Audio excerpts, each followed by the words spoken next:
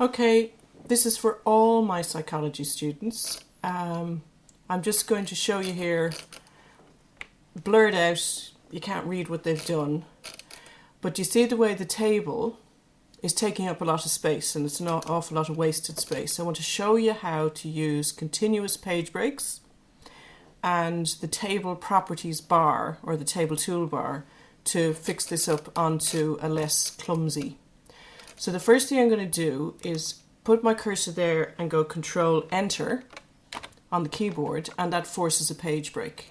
Okay. The next thing I'm going to do is go to Page Layout and insert a continuous break. Okay. Then I'm going to go back to Orientation and make it Landscape. And you see what happens? From the point of the continuous break, you have a different orientation.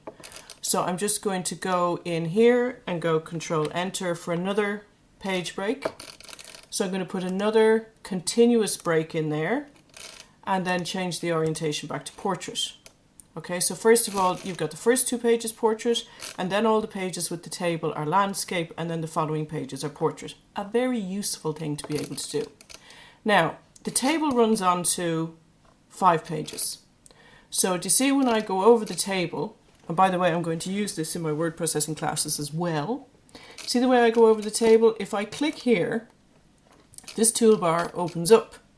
So if I go to Layout, I could change the width. So really, we want the last column to be wider. So I'm going to get that black arrow.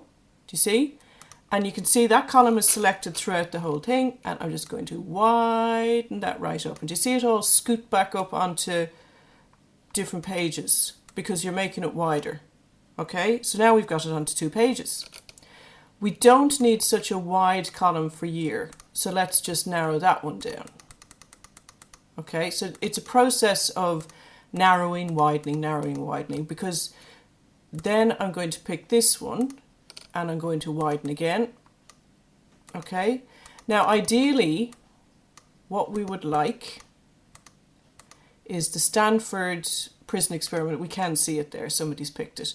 Or even split between Piaget, that would be nice. Okay, so there's a number of ways you could do this. You could split the table, so bugger. So if I just sit there and go split table and then Control Enter, it's on 2 pages, but we're just missing the headings. So if I click in the first row of the second page, I'm going to add above, okay, and then I'm just going to copy this over. Again, there's other ways I could have done this. So I'm going to go copy and then paste. Let's put the whole row in. So I can delete, see, nobody's perfect. I can delete that row now so that it's not sped over.